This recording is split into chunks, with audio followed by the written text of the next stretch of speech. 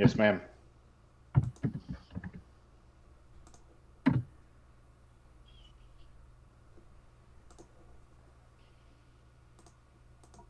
advice I would give other guys is to try it. You have nothing to lose. You have nothing to lose. You have nothing to lose. You have nothing to lose. You have nothing to lose.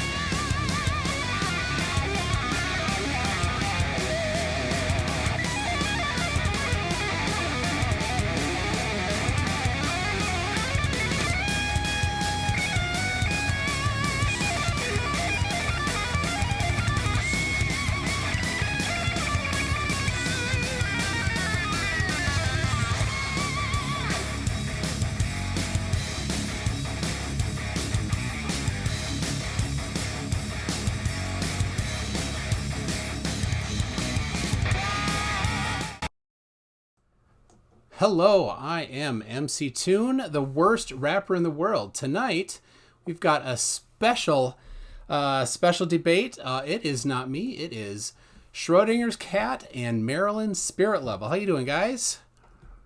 Great. How are you? I'm good. Mr. Cat, I think are you talking? Can you?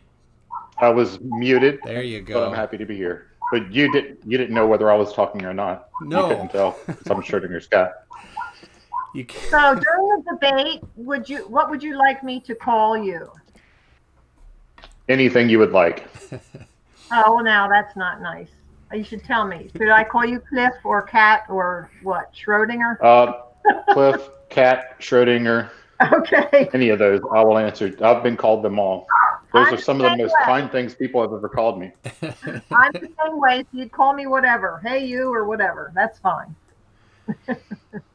Nice. Well, all right. So we have. I'll go over the format here,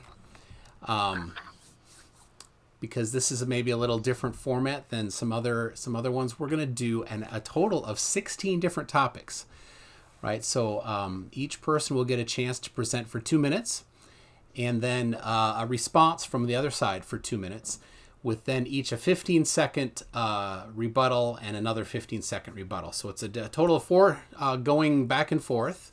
Should be a total of 4.5 minutes in, as a rough thing. And then that we're going to do that 6 times each. At the end, we'll get a wrap up from each of you. But first, we're going to start with some introductions.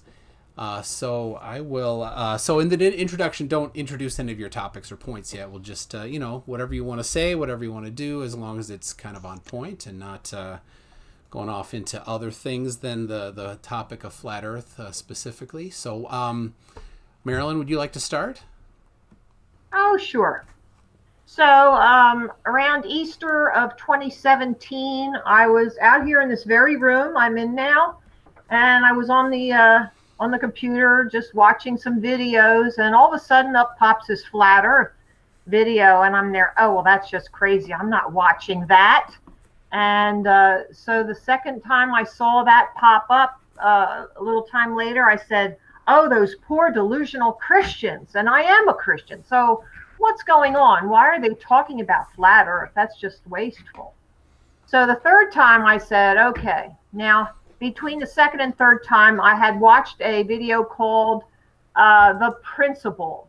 And that was about a geocentric universe where the Earth is in the center, but it's still a sphere.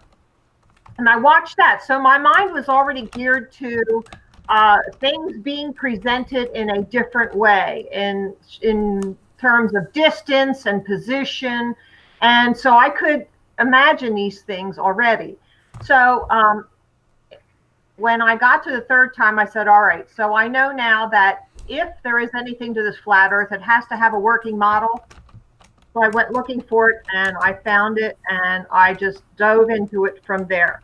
I just turned 64 the beginning of this month. That has nothing to do with anything except to say that I have 3 children, and I'm not a grandmother, but I'm old enough to be one. I have a 4-year college degree. I love science. My father was a pilot in the Navy, flew off aircraft carriers. I dated a pilot who owned an airport. I flew every week. I'm not a stranger to adventure. And I had a business. I worked a water control business. So I know how water works. I worked with it. So I don't know. I have a very, very intelligent children. I don't really know what else to say. I have a 4-year business degree. I said that. I studied this. I studied flat Earth. When there's something about my personality is when I get onto something, I'm like a bulldog. I bite into it and I don't let go. And I jump in with both feet and I am off and running. So I study. And as soon as I realized that the Earth was a flat plane, I knew I had to go out and tell everybody, because that's what love does. They tell the truth. So that's what I have been doing. And this year, well, ever since 2017, I went to the conference, but it didn't really offer much. So I started out on my own and went out on the streets. And the banners behind me you see in many of my videos, that's what I use to teach. I am a street teacher. And I have discussions with all sorts of people. The more educated, the better. Bring me all your scientists and physics degrees. I love that. So I guess, is my 2 minutes up? I don't want to talk over. That's good, I think. Okay. So, all right, Cliff. Anything you want to say? Thanks, Toon. It's an honor to have this debate being hosted by the worst rapper in the world. This debate's been a long time in the coming. Marilyn's been on my radar for a while now. She's one of the first people that I saw when I first started taking a look at this. She seems like a really nice lady. I'm sure she makes an excellent, tasty spaghetti sauce, but science is not her strong suit. I've seen so much of the things that she says, and most of it seems to come from an anti-Semitic yoga instructor who lives in Thailand. So many things that she says are wrong. She has studied, but she's studied the rantings of Eric Dubé, as far as I can tell. So I'm hoping we can have a nice talk about that. I have turned off my sailor mouth for the evening. I have my Flat Earth bingo card in tow. So let's see if I get bingo tonight. Gosh, what else is there to say? Please, everybody, tune into the after show hosted by Dead Kennedy in Space. And with that, I'm relinquish the rest of my time. Thank you. All right. Well, thank you for that. So, who? I don't know. We didn't really choose who would start with their first presentation. Either you want to start, or I can pick a number.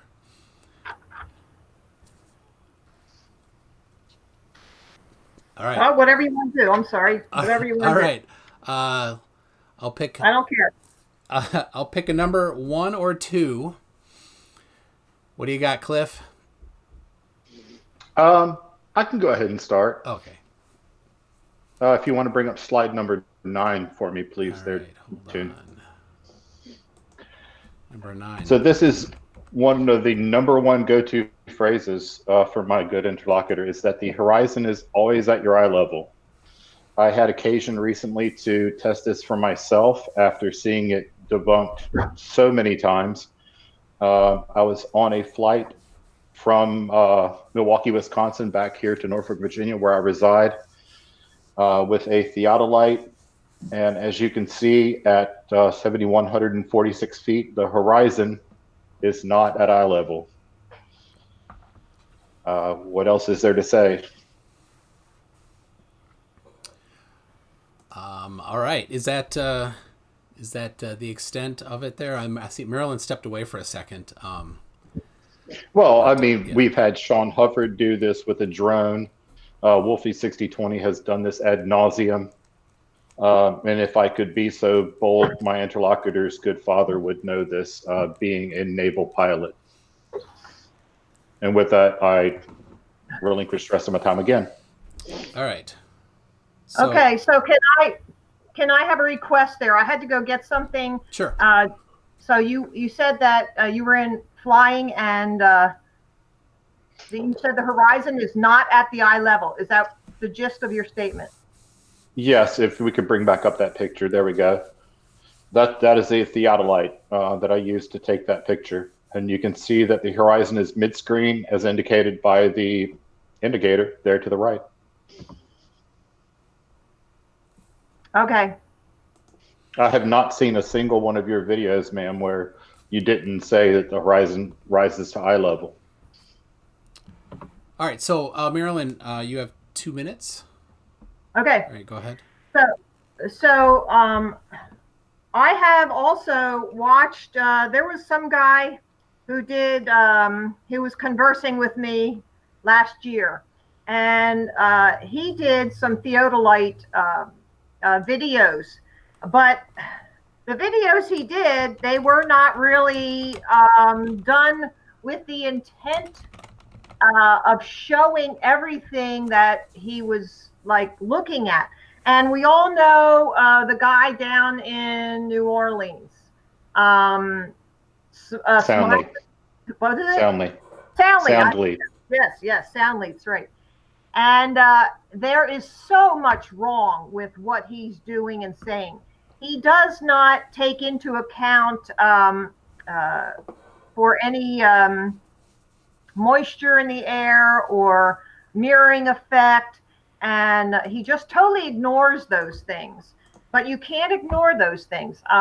Anyone wants to look on my channel, Atlantic City ACNJ 8 of 8, and that lays it all out. The way we did it was we took videos of Atlantic City from Wildwood, but on the way 1 through 8 shows all the progression of how we did that, and the distances that make such a huge difference. And I have a string that I put up on the screen so you can see where the true horizon is.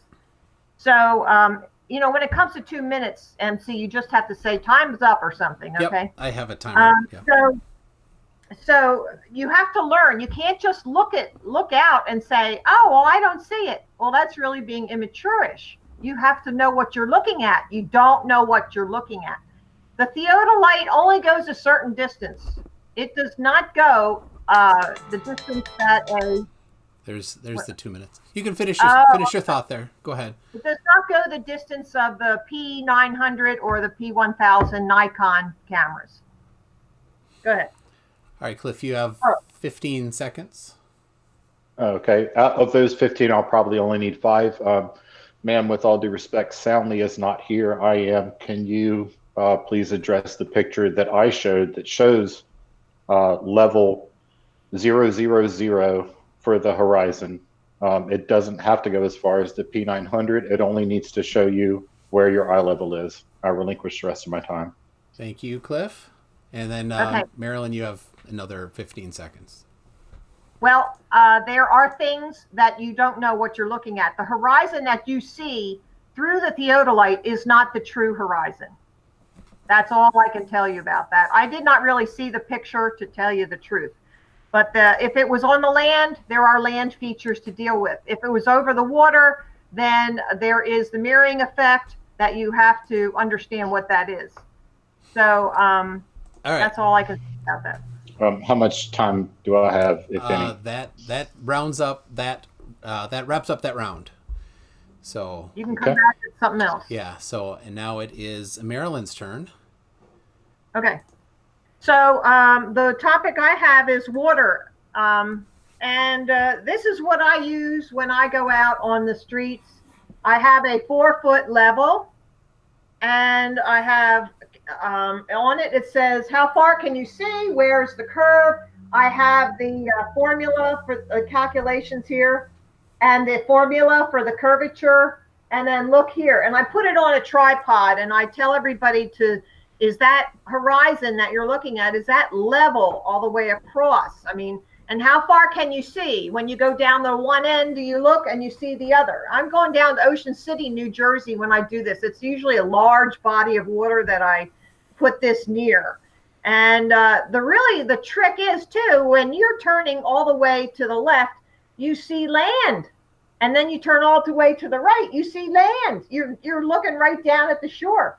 So the water is flat in between. It's not, there's no humps or bumps in the water. There are waves, yes. There are tides, yes. But water at rest is always level on the top. We have Lake Baikal, which is 400 miles of flat. We have the Suez Canal, which is 100 miles of flat. We have the Salton Sea, which they recently did some videos on where they had reflecting mirrors. They were reflecting the sunlight, and that came right across. That was an excellent way of doing it. I did mention that to somebody ahead of time, but I'm not going to take any credit for that. I think we need to start looking at the features around us on this earth. What is there, and what are we looking at, and know what we're looking at. And water always seeks its own level. Like I said, I was in the water control business. I know how water acts. I know what it does. I know how to look for the source. So water is always flat on the top. Undisturbed water is always flat on the top. So I relinquish my time. All right. Well, you had 5 seconds left, so good timing on that.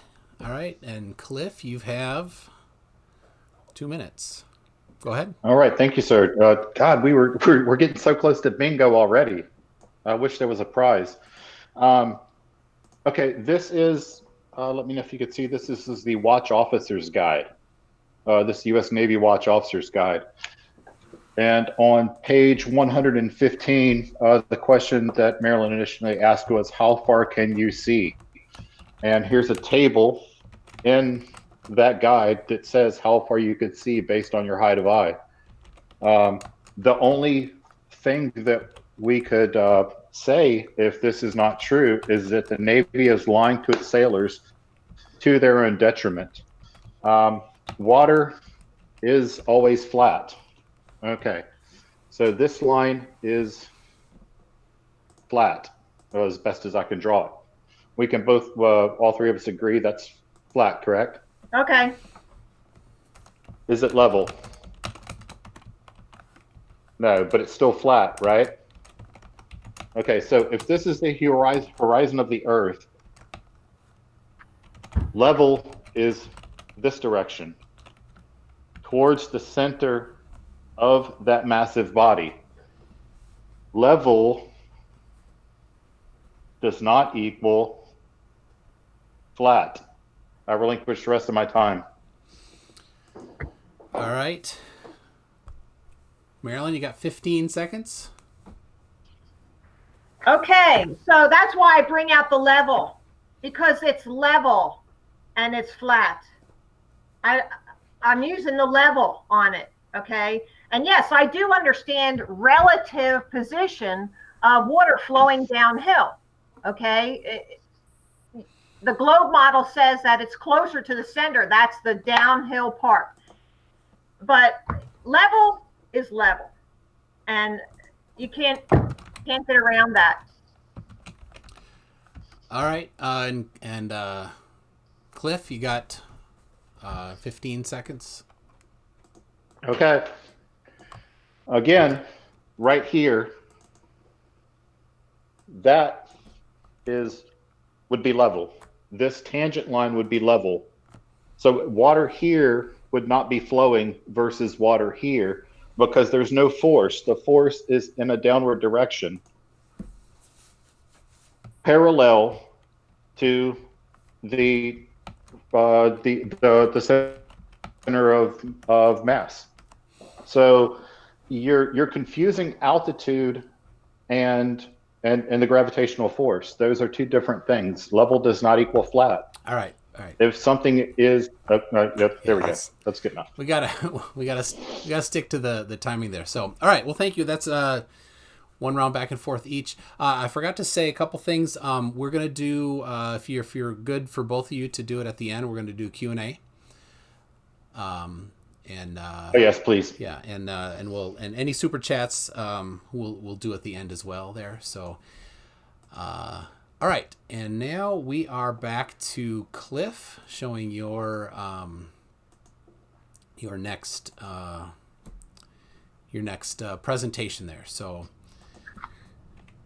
okay. When you're ready, can you bring up slide number 2, please? Okay.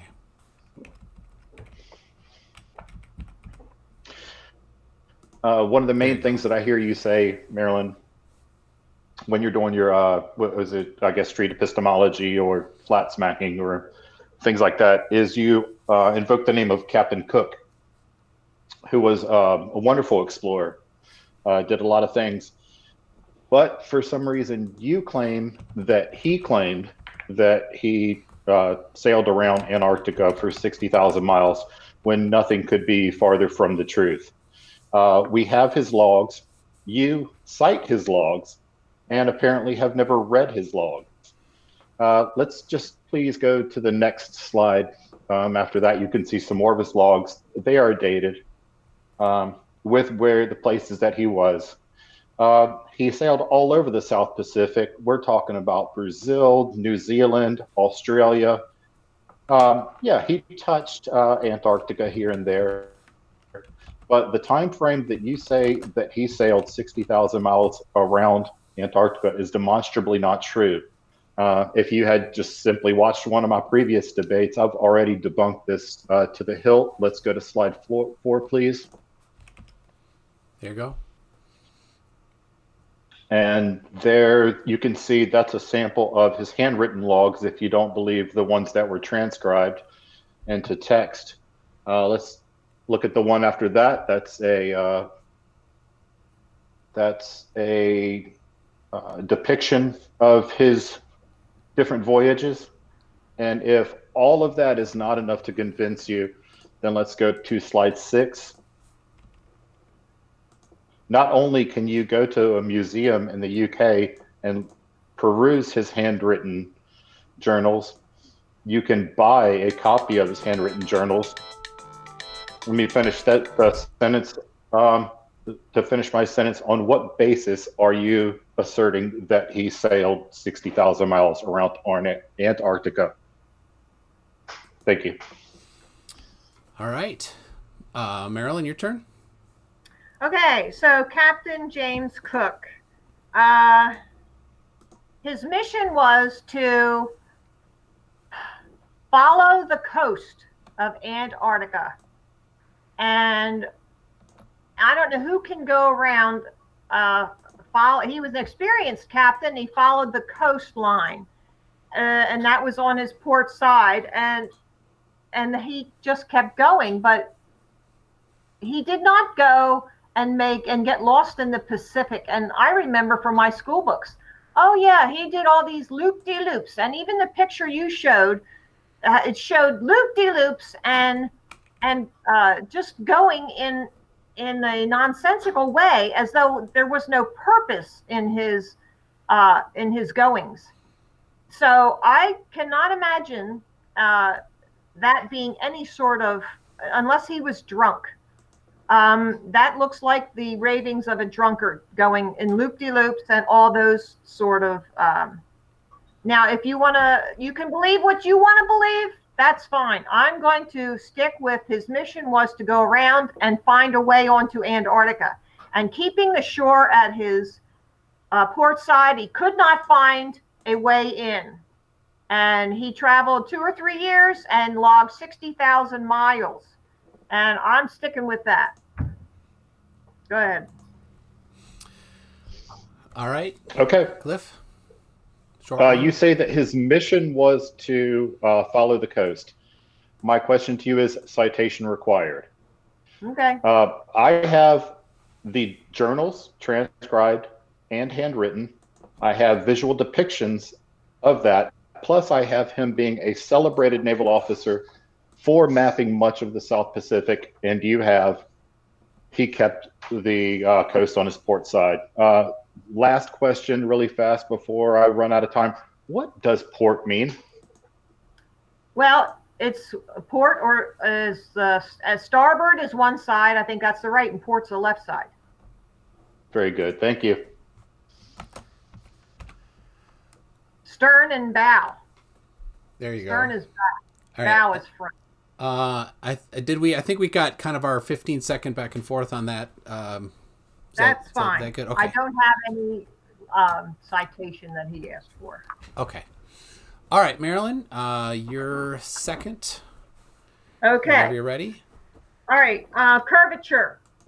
So if you have a ball, okay, here's the ball. Here's the globe that you're all in love with.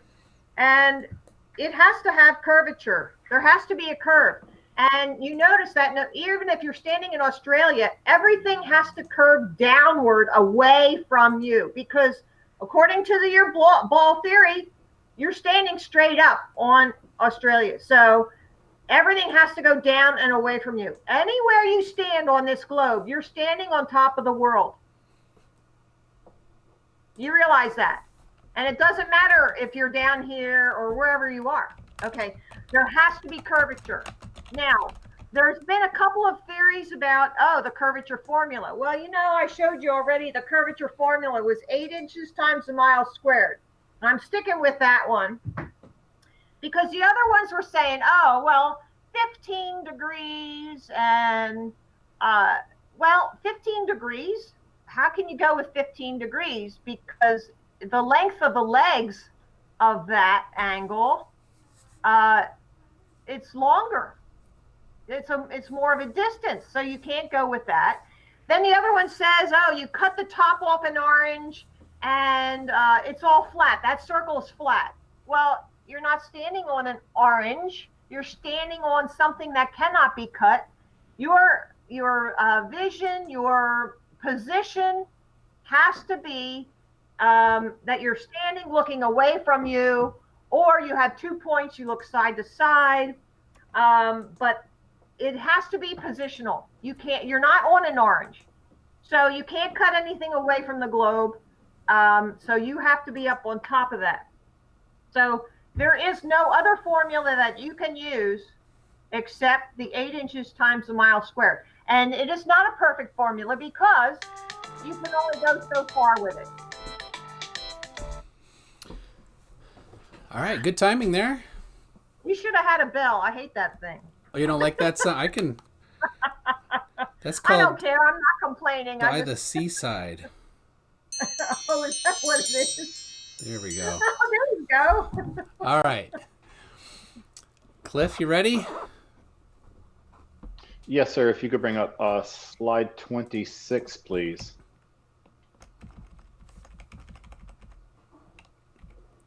All right. When you say that it's not a perfect formula, you're wildly misstating that. Okay, looks like we have it up. 8 inches per mile squared. If you do the math and all the conversions, you end up with a 78,209 mile diameter, or not diameter, circumference, versus the 24,901 mile circumference that we all know and love. If now we could go to slide 35, I'm absolutely happy to introduce to you for the very first time the actual curve formula. If you would take a look at that, you can see almost immediately why we don't typically use that, and a lot of people on my side of the aisle say, okay, 8 inches per mile squared, that's fine, because it's fine up to a couple of 100 miles, after which it becomes wildly inaccurate. So 8 inches per mile squared, good for most practical purposes, and I relinquish the rest of my time. Okay, so my 15 seconds. Yep. So here's the ball, and what you have to know is that the 24,901 is the equator. So approximately 1/4 of that is the distance from the North Pole to the equator. That's 1/4 of the way around this circle. So that's about 6,000 miles. And if you look at the radius of that circle that we're talking about from the pole to the center, that's about 4,000 miles. So in 6,000 miles, it's got to drop 4,000 miles. So we got to keep that in mind. When you go about 3,000 miles, then it reverses. The rise and the run reverse. All right, that's a bit over 15, but I think that's good. Okay, go ahead. I'm sorry. And I don't even, that was, I just want some ranch to go with that salad, please. I'll relinquish the rest of my time. You should have kept your sarcasm at home with your bad mouth. I haven't said the F word yet. No, that's good, but you know. Oh, Cliff, you naughty, naughty boy. All right. Terrible. So, all right. That is round 4, and we've got 5, and I believe that starts with, all right? Cliff. Okay. Oh, here's another good one that Marilyn often brings up is continent sizes as per pictures from space. Let's go with slide number 29. So you say that the pictures from space are nonsense because Africa's a different size in one picture than another. However, please explain how I took this one in my backyard, the same globe, same camera, within about 10 seconds of one another. Did I hoax these? I relinquish the rest of my time. The truth is so fast, you could just throw it out there. Yes. Okay. So are you done now, Cliff? Yes, ma'am. Okay. Can you put that same picture up? There you go. Can. There it is. Look at the siding. Yep. You were not the same distance. No, I'm not. So of course it's going to be different. Yeah, almost as if one satellite, different distance from the Earth, would take a different one at a different zoom level than a different satellite. You juxtapose those, and then just say, "Look at these 2 different continent sizes. They're therefore fake." I used the same camera, one with minimal zoom, the one on the right there, backed way up, zoomed way the hell in, and took another one, almost identical to 2 different satellites, 2 different distances from Earth with 2 different zoom levels. Therefore, you cannot put 2 pictures side by side and say, the continents are different sizes, therefore fake.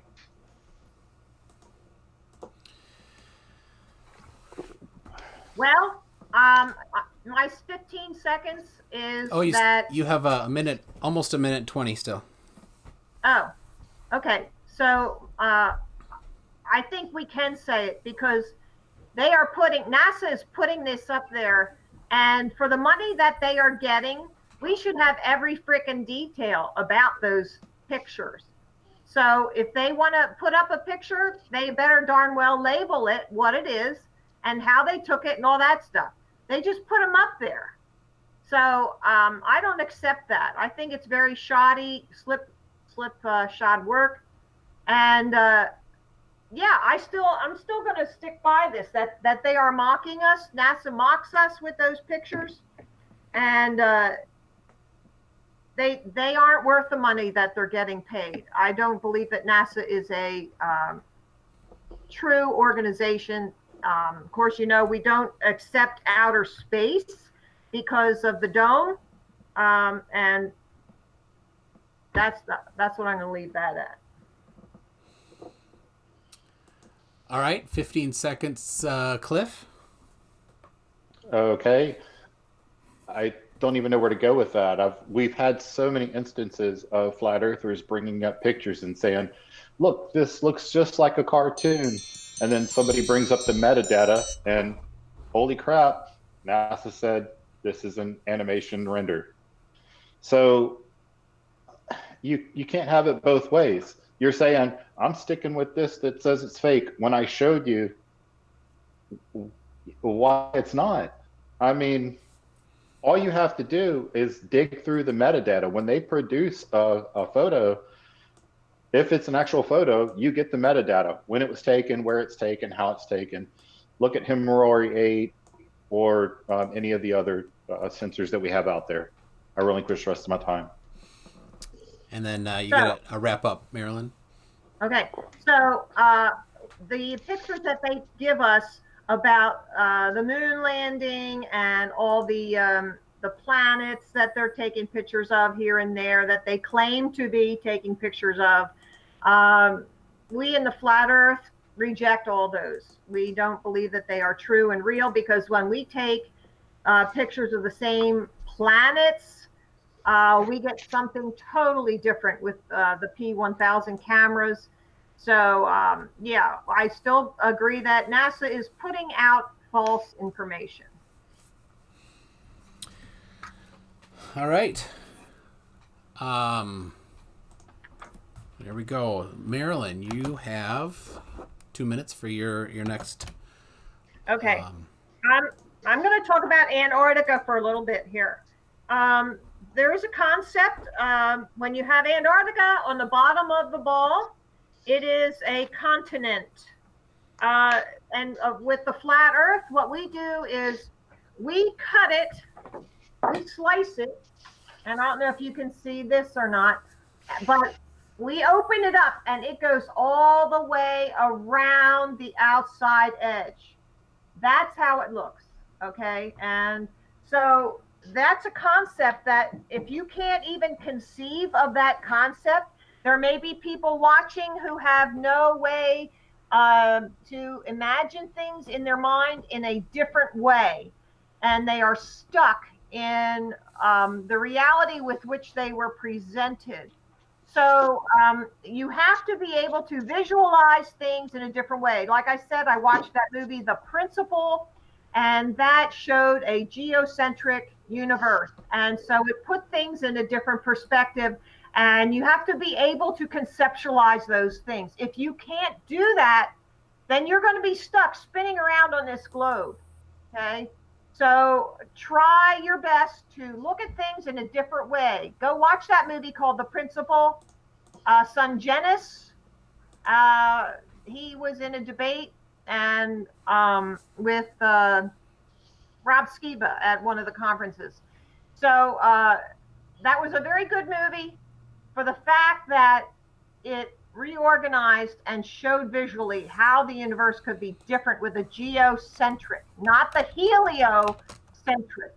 The sun is not in the center, the earth is in the center. The flat earth is just a different concept of that, where the earth is in the center and things are going around it. Now, they are within the dome in the flat earth model, and so the sun and the moon circle around us, and the stars are within the dome. So go ahead. All right, Cliff, Okay. You have 2 minutes. Yeah, and I want to use those 2 minutes talking about the Antarctic Treaty that Marilyn often brings up, where she says that 50 some odd countries signed the Antarctic Treaty in 1959. I have to wonder, and I'll have to wait for her 15-second rebuttal, if she's ever read the Antarctic Treaty, because I have it right here, and it clearly says that 12 nations signed it in 1959. And she also asserts during her street epistemology that it militarizes the Antarctica, when specifically in Article 1, let me read from the Antarctic Treaty, Article 1, Antarctica shall be used for peaceful purposes only. There shall be prohibited inter alia in any measurements of a military nature, such as the establishment of bases or fortresses that carry out military maneuvers, as well as testing of any other weapons The present treaty shall not prevent the use of military personnel or equipment for scientific research or for any other peaceful purposes. So on two different, just from a cursory reading of this, you got the number of nations that initially signed it and the purpose of the treaty absolutely wrong. I relinquish the rest of my time. Okay, my 15 seconds, I'm going to tell you, you must be someone who trusts their government. And you believe whatever they tell you. And I don't. I know for a fact that there is a lot of lying and corruption in our government. Okay, and they are all in bed with each other, so to speak. So if there's a question with the number on who signed on, okay, maybe they signed on later, that's fine. But Antarctica is militarily protected. I didn't say that there were bases down there. I say it was protected militarily. So I really don't think that there's a conflict there with what we were saying. Okay, is it my 15 seconds? Yep. Yeah. Okay, my 15 seconds I'm going to use to say that you're telling me that I'm too trustworthy in the document that you cited, that you are now saying that you don't believe that I believe illegitimately. Do you see a conflict there? And if I could beg MC Tune and Marilyn's pardon, I would like 2 more minutes to speak on how ridiculous it is to feasibly militarily patrol a coastline of 60,000 miles, if you would both agree to that. No, I don't. Okay, then let's move on, please. All right. Well, Cliff, it is your turn. So if that's what you want, you can choose that, or something else if you want. So.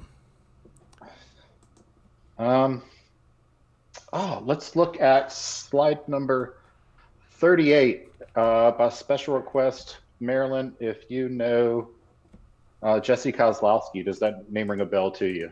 Yes, that was the other guy with the theodolite. Yeah. So you always talk about this picture that you say that you took that I've never seen of Wildwood from Atlantic City, or was it Atlantic City from Wildwood? Did I get that backwards? Yes, that's pardon? the casino in Atlantic City. Yes. Okay. And he says, well, actually, he doesn't say that you say that you get street lights. This is what he gets. The picture on the left is what he gets, and this is what there would be with no curvature. If you could please enlighten us. Okay, are you relinquishing your time? Yes, ma'am. Okay. The shot that I'm talking about, street lights, were at nighttime. You get the least amount of reflection and mirroring effect when the air temperature matches the ocean temperature. So we were there at nighttime, and I'll tell you what, I was very, very cold sitting there. And the guy who was fixing the camera and zooming in for the shots and things, we were very, very cold. So the water was cold, and I saw streetlights down to the left of the Ocean Casino, and I do have some pictures of that, but I don't have them like really handy. So I have posted them before, though. I might even have a video on that. So no, it was at nighttime. That's where I got the streetlights. But if you look at that picture that you put up there, there's mirroring in that. It looks like the ocean, but it's really not the ocean. There's a mirroring effect. If you were to pan to the left, and this is the objection I had with Jesse Kozlowski, he did not pan to the left. If you had done that, you would have seen other land features that you could have identified as to, here's the mirroring effect. And that's what I did through that whole Atlantic City, New Jersey series of videos that we did. Go ahead. Okay, well, you have scarcely a single video where you do not cite your observation. Um, and yet you've known about this debate for, God, what did we put this out 2 months ago, Tune? Um, Certainly a month ago, yeah. I, yeah, I've got 38 slides. You couldn't bring that one that would seem to be a slam dunk. Yeah, well, I didn't know what you were going to be talking about. And somehow I knew what you were going to be talking about. I say that with the greatest respect. I'll relinquish the rest of my time. All right, and 15 seconds, Marilyn. What do you say? No, I'm sorry that I did not have that picture up. I'm sorry. If you had shown me or told me that you were going to talk about that, then I would have. All right. Well, all right, Marilyn, it's your turn to present. You have 2 minutes when you're ready. Okay. All right, NASA. I want to talk a little bit about NASA. There are many things that people have. There's a couple of people that look at the NASA videos, and NASA is putting these things out as factual. They're putting out the ISS live stream. They're putting out spacewalks, and they all have the black background. And look, we're in outer space. So they are putting this out there as true and factual. So he changes his shirt. Oh my goodness. So, so we have found bubbles in space. Okay, air bubbles going up the astronauts' helmets, and other things like someone found a fly.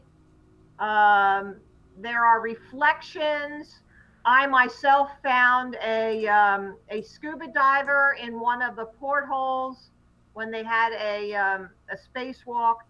So, you know, these things are out there, and they just cannot be explained. If you're going to have a video and you're putting that out, and you say, okay, well, this is our practice, and we're in the pool now, and that's why you're going to see the scuba diver.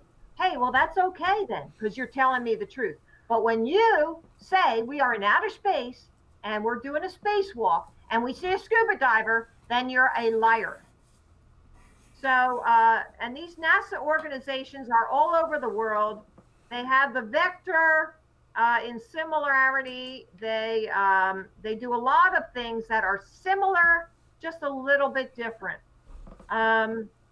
And there was one thing when President Obama got in office.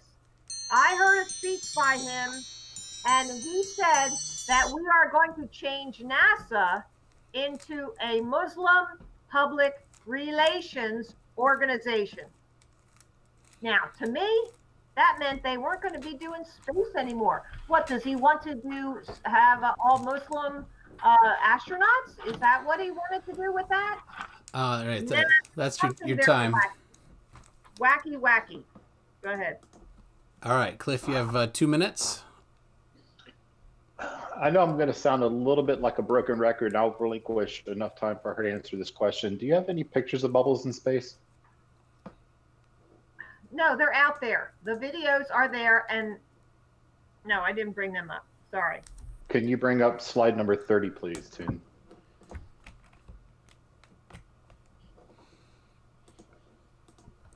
There you go.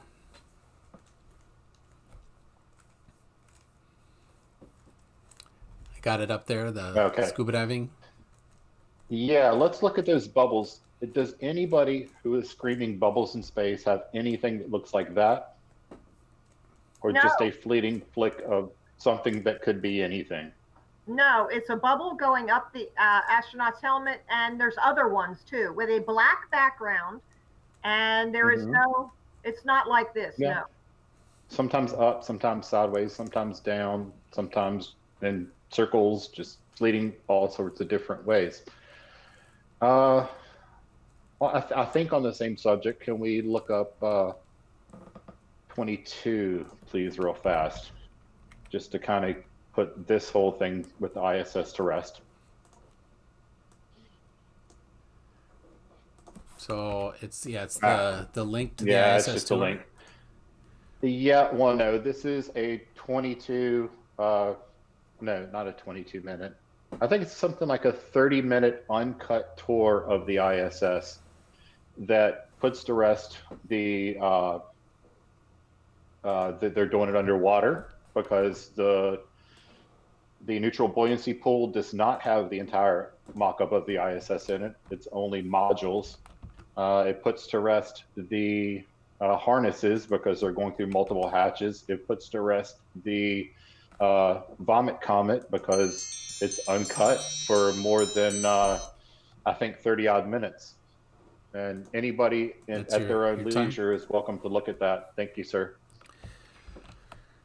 Yeah. Okay, so Go my ahead. only response to that would be, do I get the 15 seconds now? Sure. Yep. Go ahead. Okay.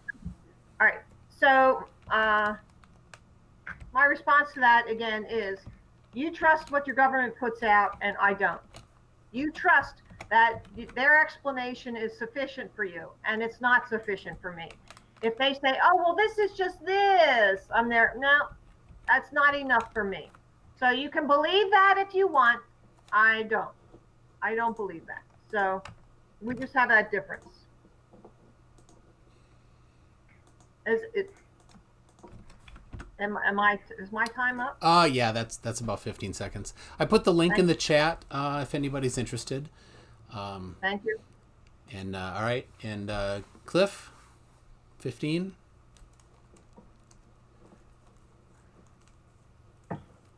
Just to say, you trust your government, and I don't. I trust my government as much as the next guy. Government is made up of people. People sometimes lie. Government sometimes lie at probably the exact same rate. And if Marilyn would like to talk about lies, I have one that we could talk about a little bit later. Thank you. All right. All right. Round 9. Cliff, it is your turn to present. You'll have 2 minutes. You're off the screen and muted. There you are. Is it me again already? It is. Let's see. Okay, yeah, Marilyn, you've talked about gyroscopes. Can you bring up slide number 32, please, Toon? So U.S. Navy ships do use a ring laser gyroscope for a portion of their navigation. There's the cover page for what we call the WSN 7. This WSN TAC 7 ring laser gyroscope. It's sort of difficult for me to read off screen, but I understand that YouTube should be able to see it better. Is that correct, Tim? Yeah, it should. Okay, let's go to the next page, which is 33, and I'll try to read. Yeah, that's pretty small. It's going to be hard to read. Yeah. Let's see here. I know I'm burning up my time pretty quickly. But it talks about the rotation of the Earth and how the ring laser gyroscope uses the rotation of the Earth to pick up that 15-degree-per-hour drift that Bob Nodal is so famous for telling us about, and the effects of Earth rotation on the ring laser gyroscope. So yes, we use this thing in conjunction with GPS that is also impossible in the middle of the ocean. I've used satellite telephones in the middle of the ocean, and my cell phone is a useless paperweight at those distances from the Earth's surface. And with that, I relinquish the rest of my time. Okay, so we have gyroscopes, and the other thing was ground positioning system. Okay, so gyroscopes are rigid in space. And the one that I don't know that I can even comment on Bob Nodal, because I just don't think that he and I see eye to eye. So not every flat earther is on the same page. You've got to know that.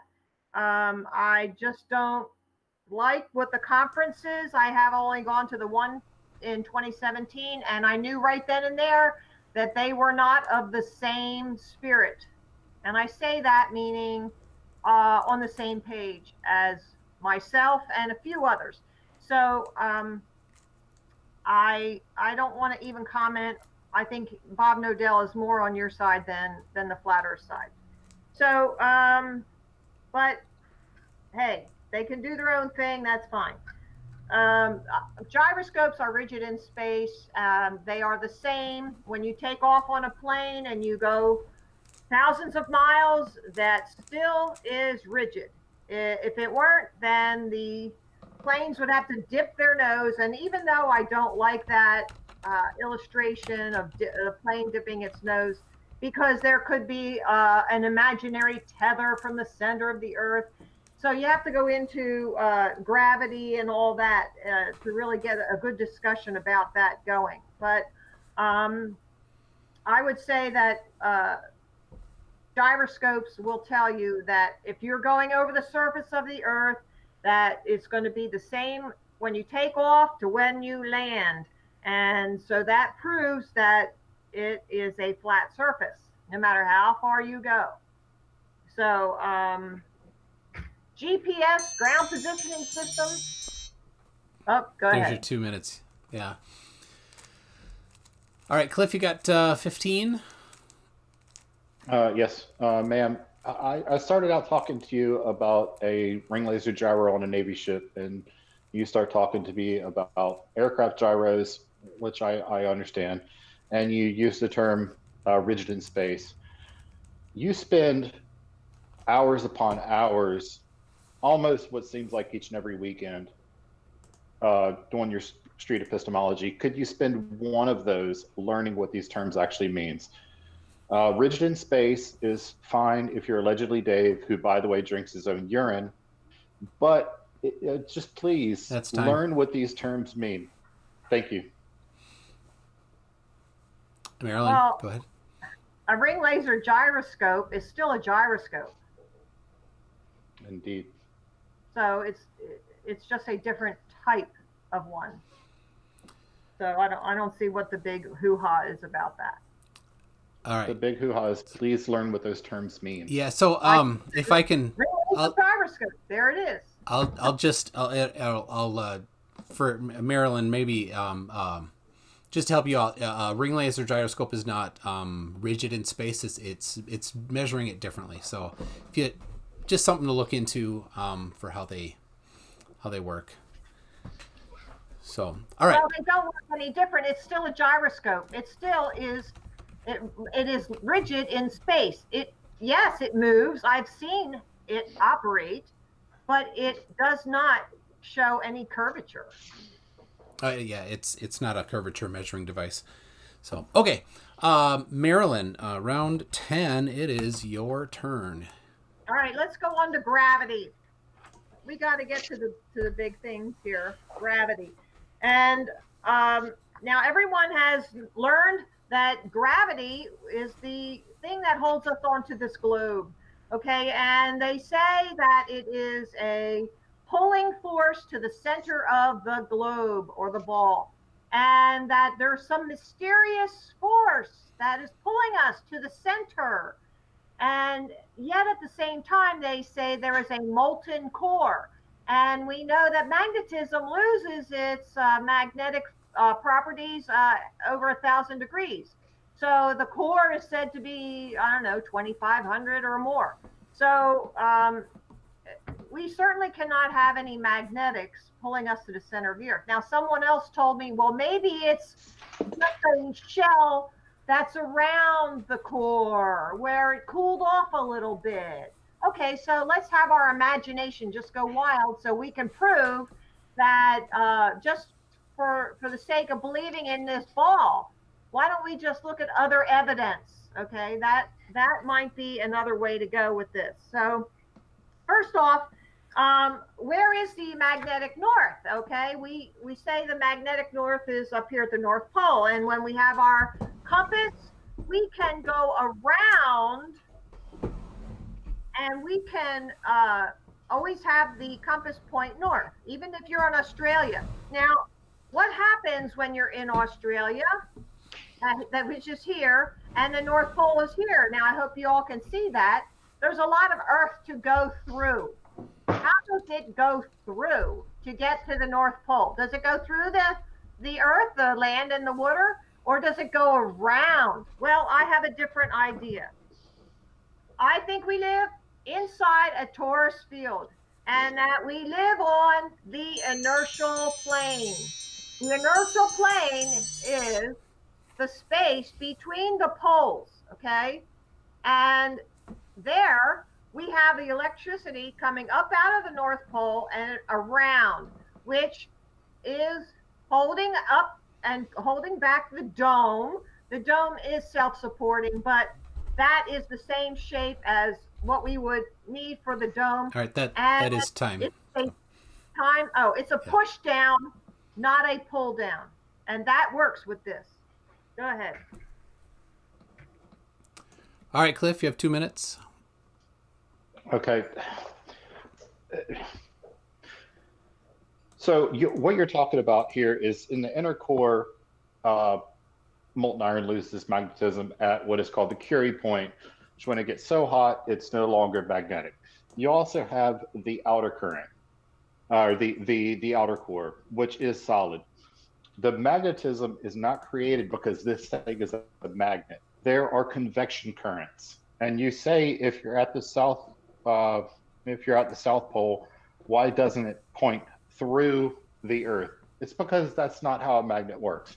If you were in elementary school, you would have, well, middle school, you would have seen them put a very strong magnet on a table and then float a piece of paper over it and sprinkle metal filings on it, which will have made these lines that I have drawn here coming from the South Pole towards the magnetic North Pole. Those are called lines of magnetic flux. That is what your compass is pointing towards, is the northern magnetic, the magnetic north. You said something about a torus field. A torus field has absolutely nothing to do with this. If we were to have a torus field, you would have a donut-shaped object with a conductor that is strung along in such a fashion to where the current is flowing like that way, and you would get a magnetic field in accordance with the right-hand rule. That has nothing to do with this, and I'm sorry that Eric Dubé, when he was in Downward Dog, didn't tell you about this, and I'll relinquish the rest of my time. Okay, my 15 seconds is, we do live on the inertial plane. Maybe you want to look that one up and learn what an inertial plane is, okay? And it is a push down which holds us onto the surface of the Earth. And yes, it could be a donut shape looking Earth, because if it's repelling from the north, there is a big hole in the north, and out along Antarctica, there's a gap. So yes, it very well could be, but we aren't allowed to go to Antarctica because it's protected militarily. So you said on a piece of paper, I guess that paper was flat, right?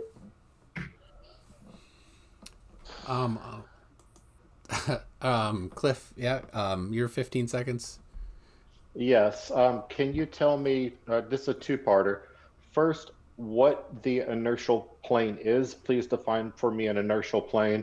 And second, tell me what document militarizes the Antarctic. Thank you. I didn't know that questions were allowed in our response times. I guess I'll relinquish my time. I guess he can. Yeah, you can say whatever you want during your time, I guess. But you don't have to answer. I guess. Look up Theoria apophases. Thank you for telling me things I already know. All right. All right, Cliff, your final 2 minutes. When you're ready. Oh my God.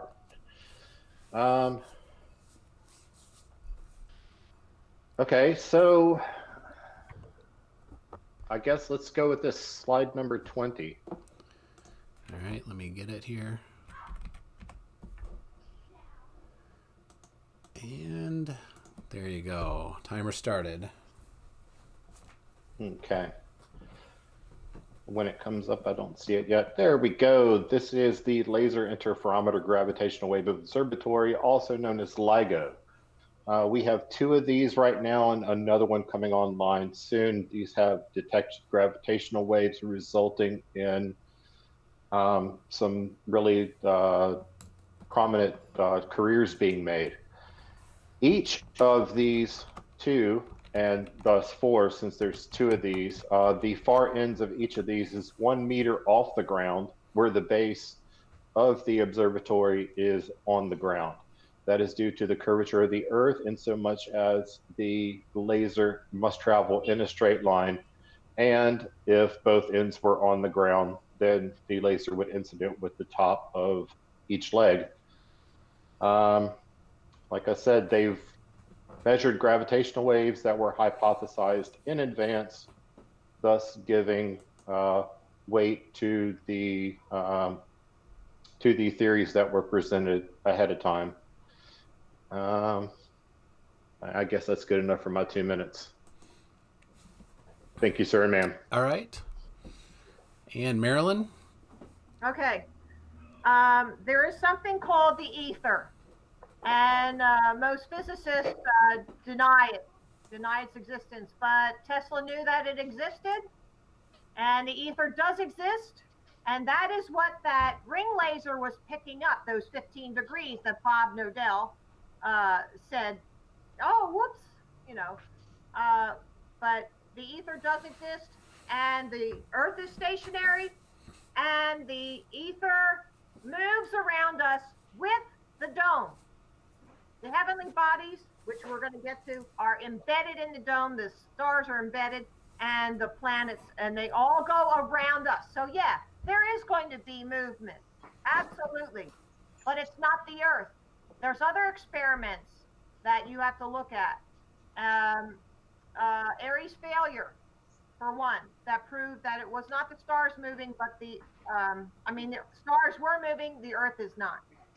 So there you have that. And yes, I did see LIGO. I just knew I did know about it, but it's a difference of interpretation of the evidence. Yes, there's movement, but what is moving? How are you going to figure that out? Go ahead. All right, Cliff, 15 seconds. Oh, is it much? I was reading this book about Nikola Tesla. Amazing dude. Didn't say anything about a flat Earth in his entire life. Nor did Captain Cook, nor did Admiral Richard Byrd, nor did any of the other people that charlatans love to cite and besmirch the good names of. And I'm sorry for ending a sentence in a preposition. Relinquish the rest of my time. And 15 seconds for you, Marilyn. Yeah, I don't know that Tesla ever said flat Earth. I don't know that. I don't know that Cook ever said flat Earth.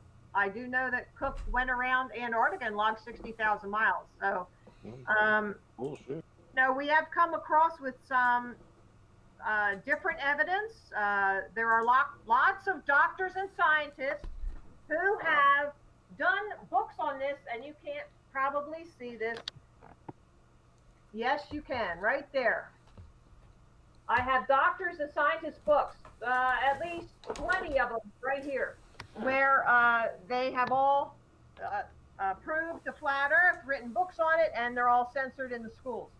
So those are the books. You have to read the opposition to get the full picture. Go ahead. Is that? That was your final and for that point. And now it is your turn, Marilyn, you get the final topic. Okay, the heavenly bodies. This is something that we touched on already. There is a dome.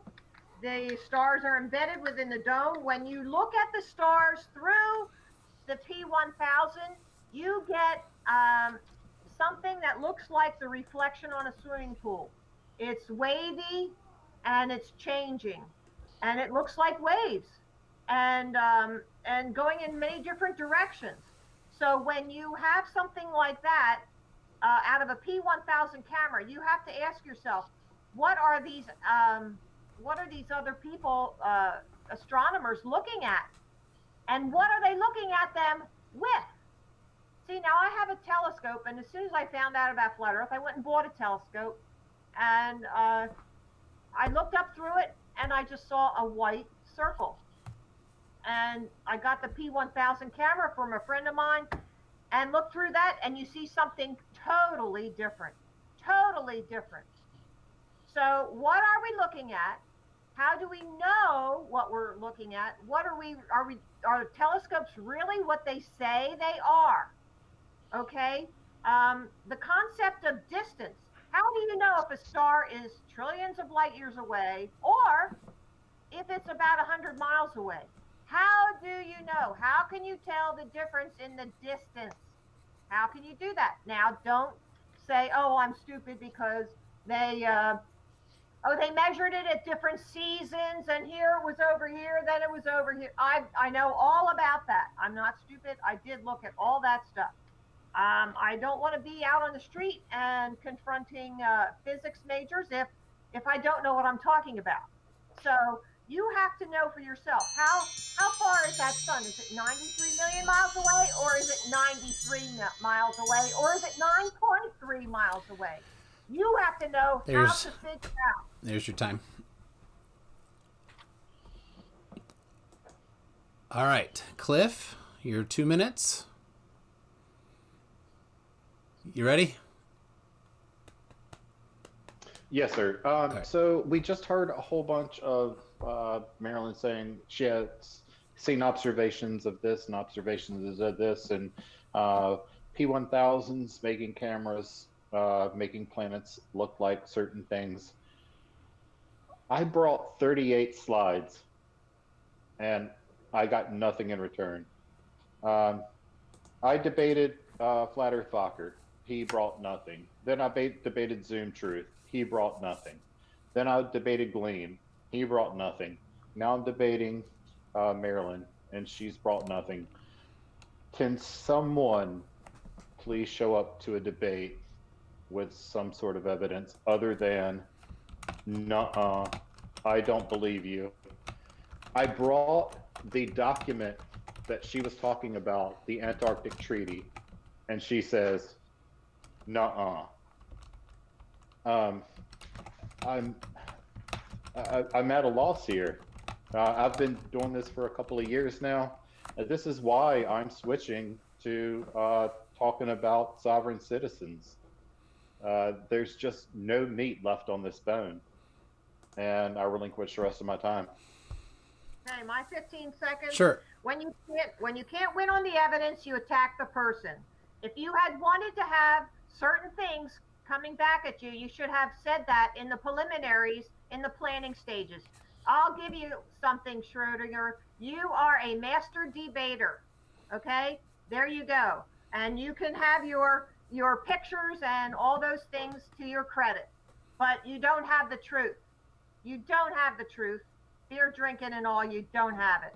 So I am putting out some evidence that people can look up for themselves, research for themselves, and know it for themselves without a doubt. And this is what I had to do. I had to go look for all this information. So they have to too. And so do you. Okay? So I'm not going to attack anybody here. This is, I gave you what I knew, what I looked at, even what I theorized. And I have looked through all this evidence myself. So go and do likewise. And Cliff, 15. No, I would. I'll be a gentleman. I won't bring up when Marilyn said to someone on the street that she was a physics major. You just did. All right. All right, and that that rounds out our 12 Wait, rounds. can I get 15 seconds after that? If you want, yeah, go ahead. Oh, no. Did I do the 15 and then he did the 15? That was my thing, wasn't it? Yeah. Okay, I'm sorry. So Go ahead. that's okay. So that wraps it up. So at this point, if there's anybody in the chat that has some questions, tag me with them, and I'll pick a few of them and keep them nice here. So the chat, some of you have been a little bit rough, and thank you moderators for being on that. Can we take a 2-minute so that I don't have to do a Anthony Riley Leaky Warrior? Yeah, if you want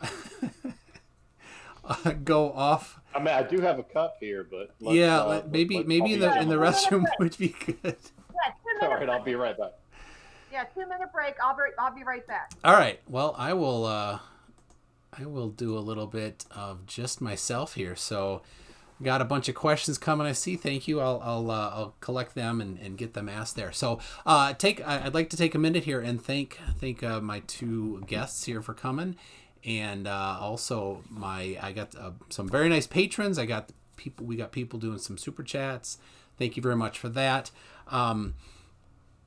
You see along the bottom of the screen some of the different patrons. I didn't look that up. I might have missed somebody. Sorry if I did, but I do have a Discord server if you want to pop in there. The link is in the description.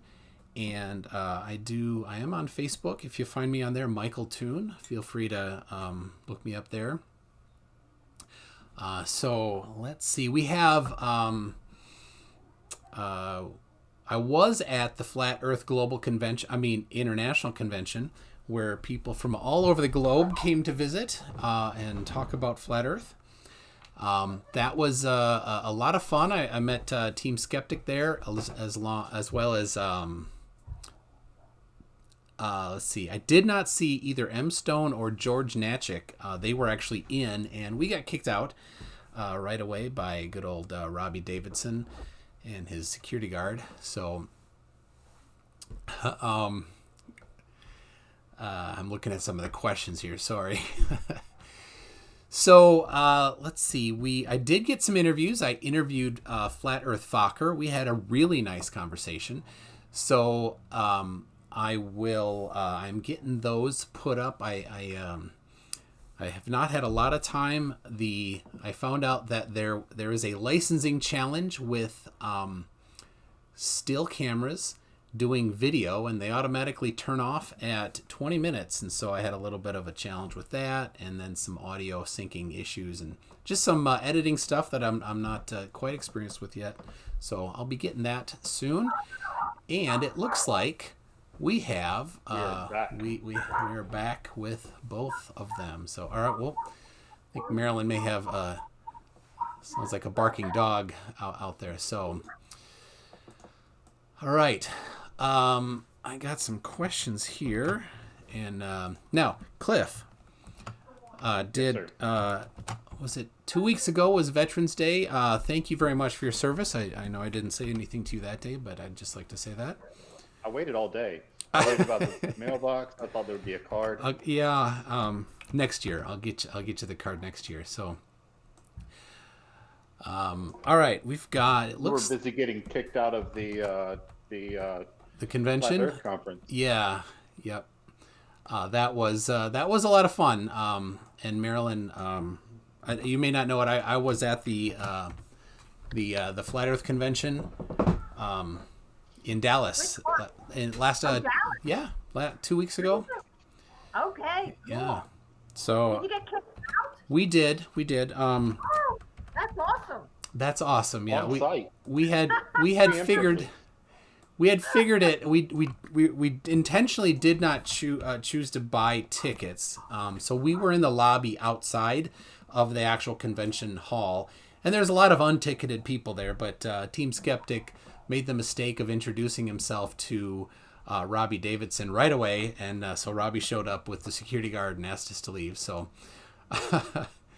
and he really does look like Slender Man. I think he makes Slender Man look portly. I have those cards somewhere here. Slender Man? I have, yeah, that card game or whatever it is. I didn't know it was a Yeah. card game. Actually, Robbie Davison looks like Slender Man's great grandfather after a stay in a concentration camp. I don't know where it is right now. Let's see. All right, I'm collecting these questions. So, all right. First question. I'm gonna jump right to the. Let's see. We've got.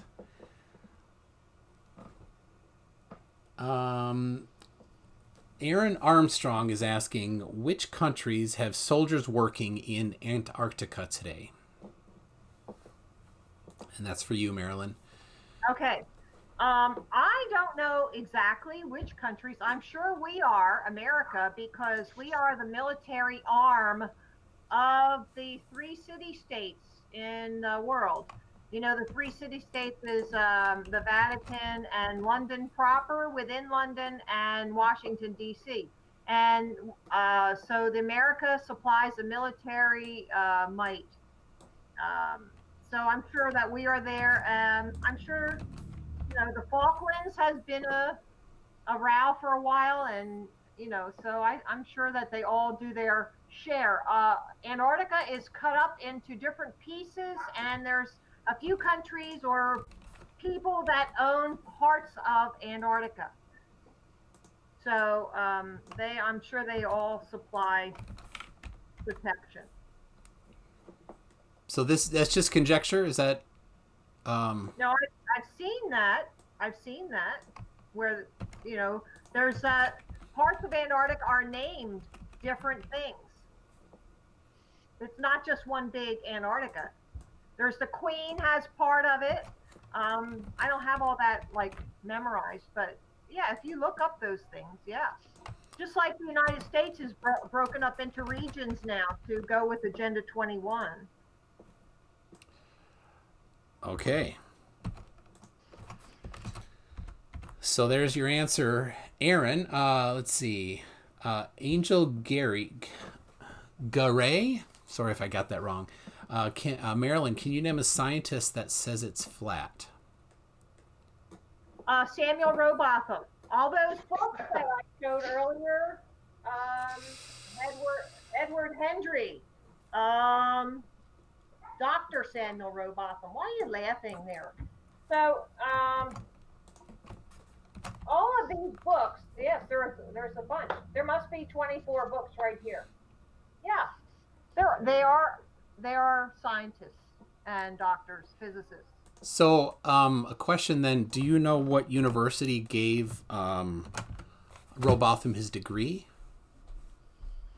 No, and I'm going to tell you something else about that. The school system is not what you think it really is.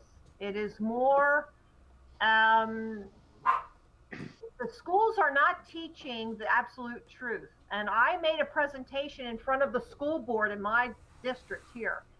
And I said, But now. did you see my video about that? I made a whole video about that. There's a video on that. I recorded everything. And they did not respond to me in any way. They did not, respond to anything. So that's just amazing to me. But I don't agree with what the school districts are teaching. So I think you really ought to be aware, if you have children in school, be aware of what they're being taught. I get reports from people I know, kids in school, and they say it's all garbage we're getting taught in the schools nowadays. So just be an informed parent. So, all right. So you don't know what university Rowbotham got his degree from. See, I've seen people claim that he was a doctor, but universities publish who they do their doctorates to typically. So I'd love to see that. Nobody has yet found that. All right. Okay. So let's see. We've got. Can I just say, everybody, please go to my channel and see my video about Marilyn's visit to the school board. Okay. It's a hoot. So Jose J.G. Gonzalez says, Cliff, smile or lose, keep smiling, Marilyn. So there you go. I saw that. And he super chatted it, so enjoy those dollars. Jose's a buddy of mine. We've got Earth is seriously Flat flat. earther, by the way. What's that? He's a former flat earther. Yes, he is. Earth is seriously flat. A soon-to-be former flat earther says, flat earthers talking over our beautiful stationary flat Earth. So thank you for that. Earth is seriously flat. Not a question there. James Collins says, you can have all your evidence, but you are wrong. And so there you go. All right. So those are the super chats. Thank you for the super chats. Regular. What's that? Can I say something? Sure. There are some people who just cannot conceive of something different. And that's what I was saying when, if you watch that movie called The Principle, you can still have your globe to hold on to, but it's in a different position. So if you can't conceive of things being in a different position from what you learned in elementary school or whatever, then you are never going to accept this. You got to be able to think outside the box. So take that other movie and watch that first and see if you can conceive of that. Even if you don't accept it, just being able to argue or talk about that is a big step. It takes an very intelligent person to be able to do that. And I didn't say that quote. It was somebody else said that quote. Okay. So we've got a question from FTFE, who he has asked you, Marilyn, if he's interested in a debate. So not something you need to answer right here, but he's invited you to come on his channel. And was actually specifically wondering if you'd like to talk with Professor Bell. Phil Bell, I think. You can look on my, any of my videos has my email address. So you can email me and sure. All right, there you go. Phil Bell is a legit professor from a legit university, by the way. And FTFE, I know to be a gentleman when the situation dictates. He is possible. Yeah, he is capable of being a gentleman. So he's all right, a sailor like me. I think I've been reasonable tonight. Yes, yeah. Well, you have within my parameters. You've limited your vocabulary, at least. Thank you for that. So let's see. Marilyn, there's 72 other space agencies other than NASA. Yes, I mentioned that there were other ones and they all had similar attributes. Okay. Let's see here. How does GPS work on a flat Earth? Now, you had started talking about that, so this is your chance to, I guess, expound on that. And then maybe Cliff will have something to say back. All right. GPS, the globalists will say that GPS is a global positioning system, but I call it ground positioning system.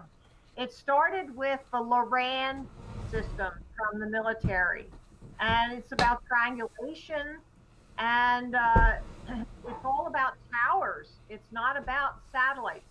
However, satellites can be put up with a balloon or with a what are those things called? The blimps. That's how you get a satellite to be up in outer space, so-called.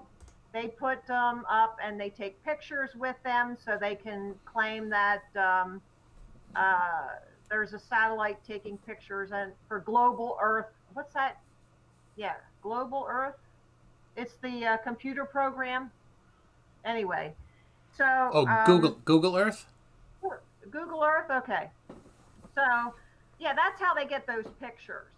It's not a satellite that is in geosynchronous orbit because there is no such thing. Unless they got one up there and stuck it in the dome and it's just going around with the dome itself. Maybe something like that I don't know about. That would be interesting. They use duct tape. I'm open to things. They duct taped it to the dome. How about that? They taped it to the dome. Duct tape. It's got to be duct tape. Hey, Right. duct tape. I love duct tape. I use All right, that all the time. Cliff, do you have anything into that? I have. Well, I mean, since we're This. grasping at straws, I'm gonna throw out Gorilla Glue. Yep, You that know, stuff. yeah, Now, have you ever gotten that on your hands? That is yes, and I've also super glued my fingers together. done that too. Don't do that. So Yeah, when I we are never in did. I read the bottle and didn't do that.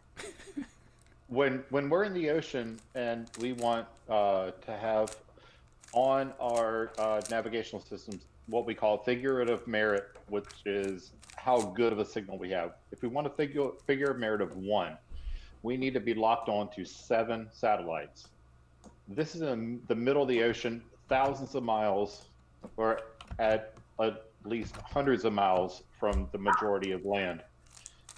You can put up all the satelloons that you want. They're going to be blowing left and right and center and all over the place. Um, it's just not. It doesn't work like that. These satellites have to be in a predictable spot so that they can be locked onto. Go through a neighborhood, a rural neighborhood, and look. All of these satellites on all of the roofs are going to be pointed in the same spot, not chasing some blowing satellite that's strung to a balloon. Uh, when if you have a satellite phone, which I've talked on, look at your cell phone. You don't have a signal. I can drive coast to coast listening to my XM radio. There's no handoff from one antenna to another as you need with FM. I can drive coast to coast, even into Mexico and into Canada, and it all just works. There's no handoff or anything like that. And excellent work on your Rubik's Cube there, Tune. It's Yes, almost like you weren't even almost done. listening to me. I'm done. All right. So one more step here. All right. How about moon phases? I've got many questions, including Bearded Devil 1864. That guy is old. If that's his birth year, I'm assuming it's his birth year. Wondering about moon phases. Marilyn, you got something on that? I Well, do. Uh, we used to be told that it was a shadow of the Earth on the moon, and I think it's more that since we never landed on the moon, okay, because it's not a rock, you can't land on it, and I think it's more like a filament because of the free flowing electricity up there with the torus field. The sun is the anode and the moon is the cathode. So these are not things I'm saying in concrete. I'm just saying that this is a theory that we have because some of these things we cannot prove. We never landed on the moon. We cannot prove it. But it has been said that we see stars through the moon, that you can see through it. So, and that is written in some of these books back here by these astronomers. So, um, But the how do the phases work? well, the phases are they could be. We don't even really know for 100% sure if the moon is spherical. We see a circle. It may be a bowl shape. Someone put out a video on that. If you go to flatearth101.com/begin, you will see that little video where they use a bowl and tilt it, and that will give you the same as the phases. And even the center one is a straight line. So that's a very interesting concept. These are conceptual things that you have to think about. And yes, it's possible that it could be these things. So why are we stuck in one explanation if it could possibly be something else? This is how you have to open your mind up to what could it be, because it's not a rock. We did not land on it. It's not 238,000 miles away because we can zoom in on it. If it was 238,000 miles away, you would not be able to see any detail on it at all. Okay, with a P1000 camera. So you have to know how to figure out if it's far or if it's close. How can you do that? Okay. So go ahead. Unfortunately, you didn't really answer how it works. But maybe Cliff, you have something. Slide 23, please, sir.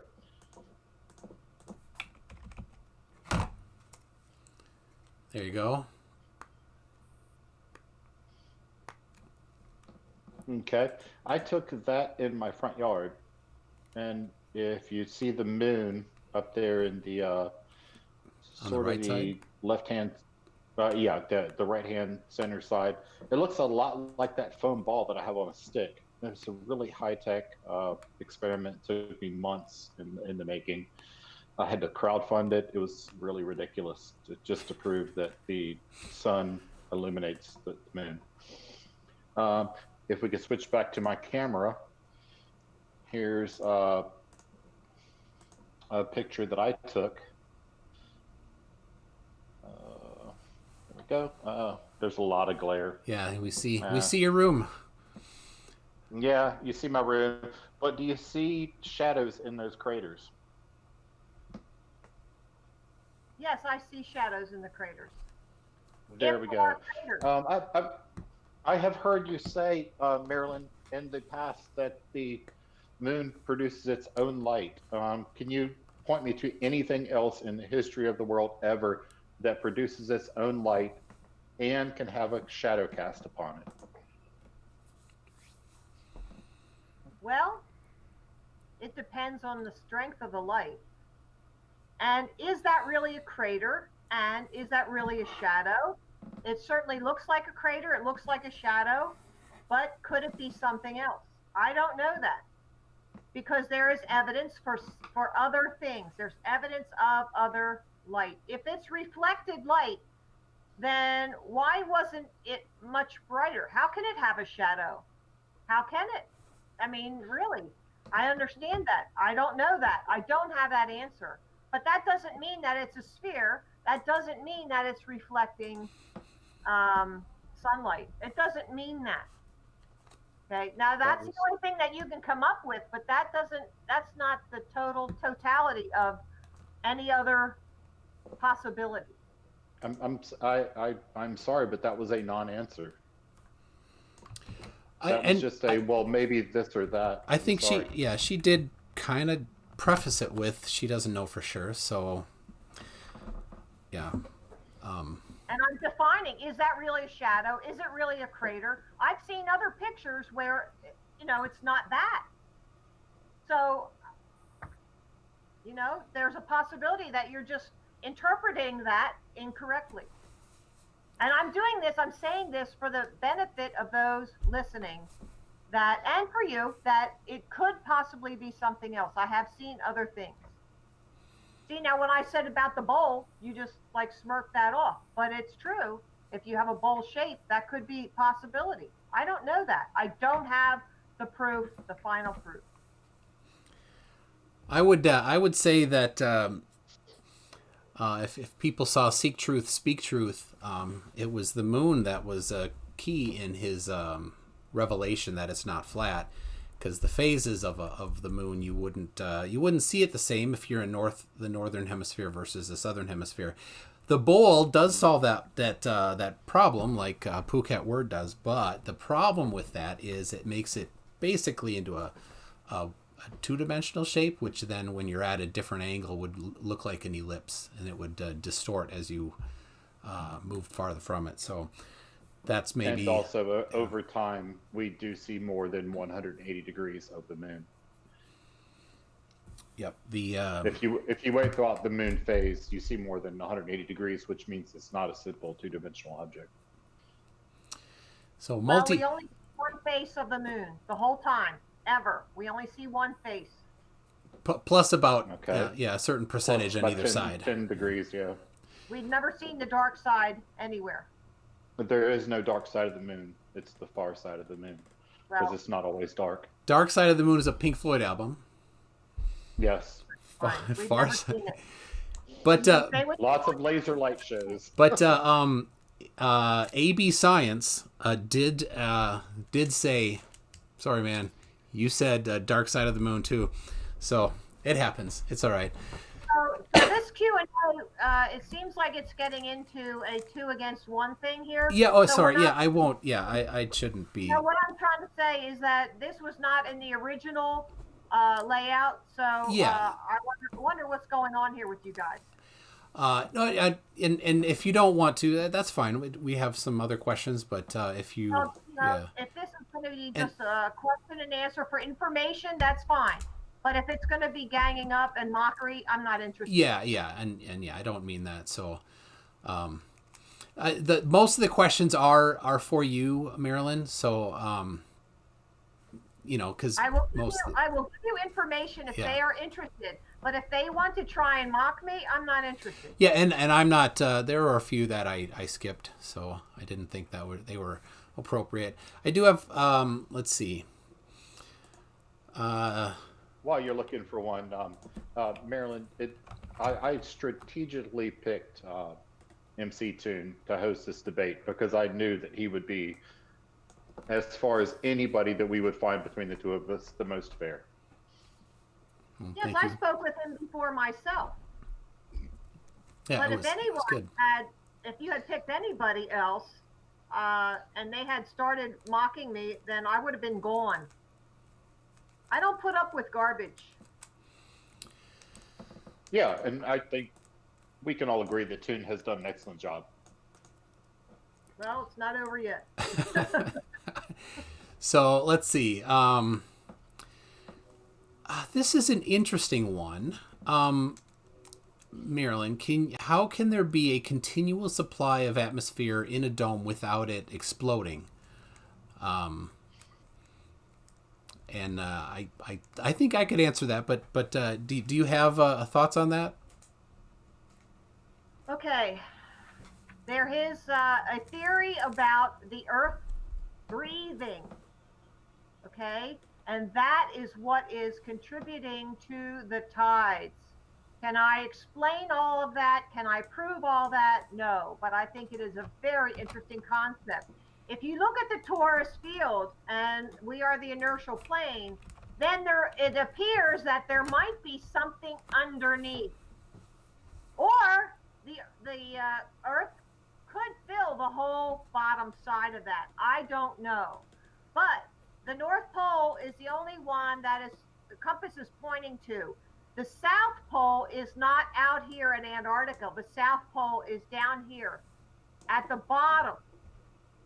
So that when you have an inertial plane, that's where it is. So that could be a whole new model that would be, I think that'd be awesome to look at. So yeah, if the electricity is moving up and around, well, the atmosphere would probably do some of that too, don't you think? And the currents, if you look at the currents on the flat Earth map, they go right around in a circle, whereas they have on the globe there is the El Nino, and that's in the jet streams. Okay, the jet streams are totally different. If you look into this with the flat Earth, then the jet streams make much more sense on a flat Earth than they do on the globe. So I hope you get that, and you can take a screenshot of that. That's all I can say about that. Okay. Not even the globalists have every answer. So. All right. Question here. That is what is the linear velocity of the moon in miles per hour? And that's Bearded Devil 1864 asking that again. There's something I don't really know, but there's something I learned about the moon is that it crosses the equator 26 times. What do you mean by that? Well, it crosses the equator 26 times in a year, I think it was. And I thought that was amazing. I don't really know. I don't teach the heavenly bodies much, except to say that they are all within the dome and that they are much closer than we know. I think if somebody can understand and comprehend that the surface of the Earth is flat, then that should open all these other questions to them to look into all these other things.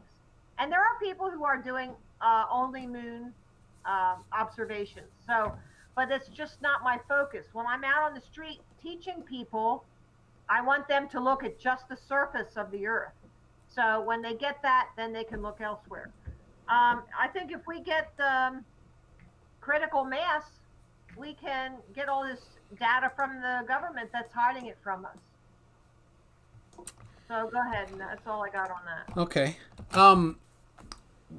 This I like this one. I haven't really heard this before. Why do you think Blue Origin would lie about the shape of the Earth? They're selling trips to space, especially considering Jeff Bezos pays out of pocket to fund it. Okay. If you guys believe that it's just amazing to me. Nothing happens without the government approving it or directing it or whatever, licensing it, whatever you want to call that. But it's more than a license. I think there are no independent organizations. There are no independent scientists. If you are putting out something, it's got stamped approval by the government. And I don't mean these low-level guys. I mean higher level. Citation required. Well, you can require all you want. I don't have to give it. Well, then I can just say anything. Yeah, well, go ahead. Say it.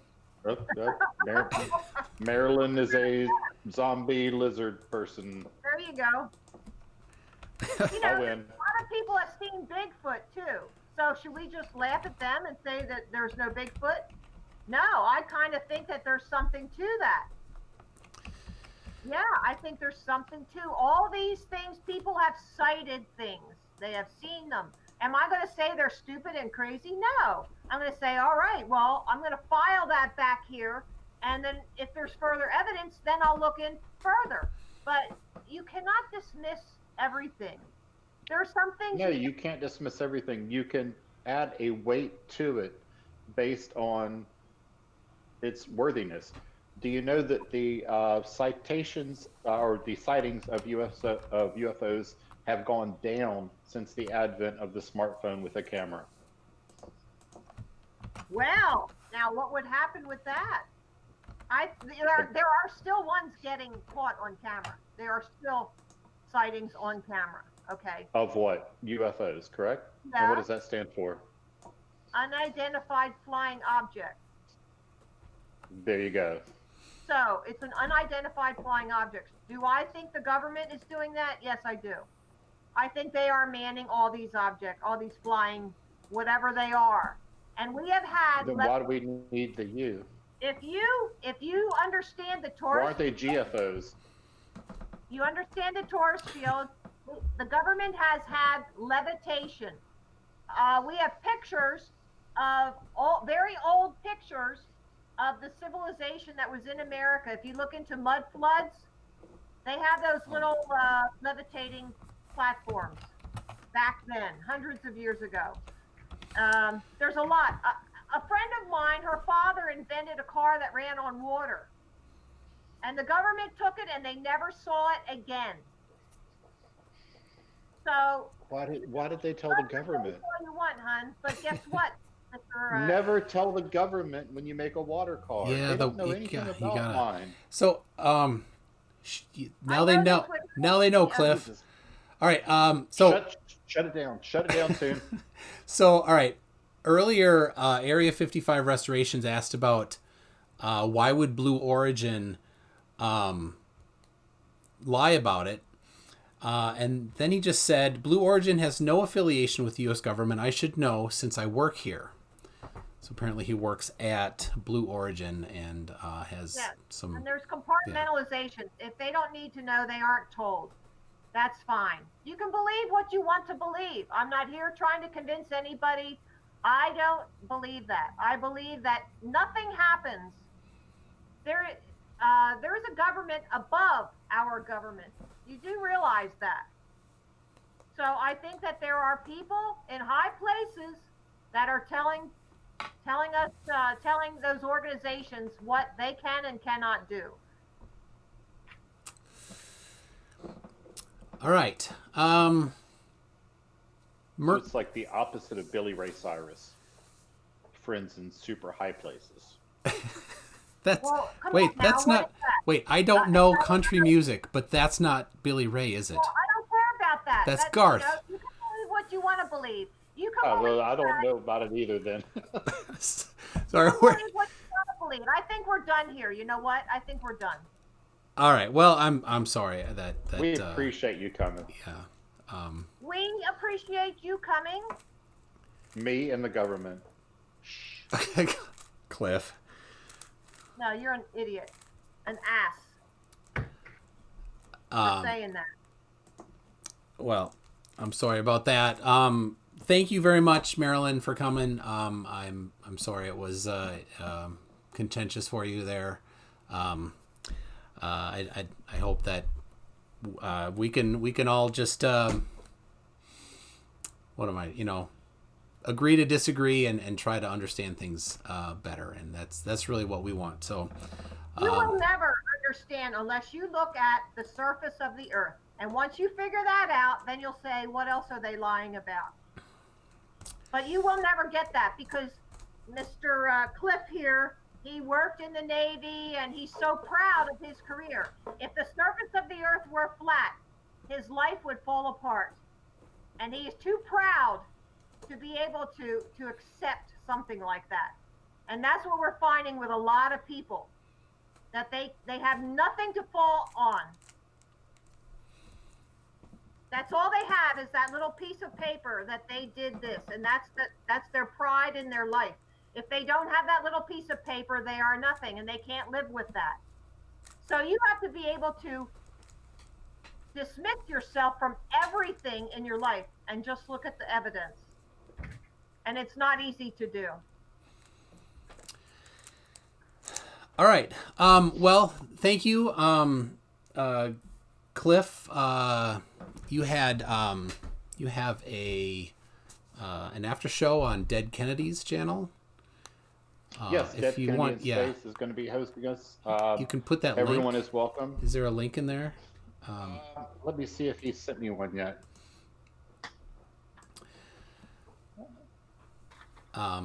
So we'll find that.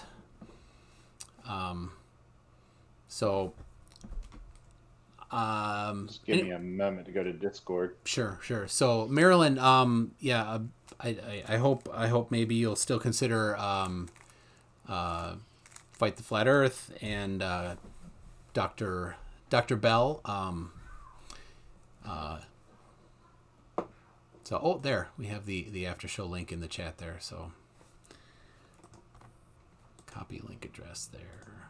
Looks good. So there it is. Okay. So well, thanks everybody. And Marilyn, you're welcome to as well. I'm sure it'll be a lot of fun. I meant no disrespect at any point.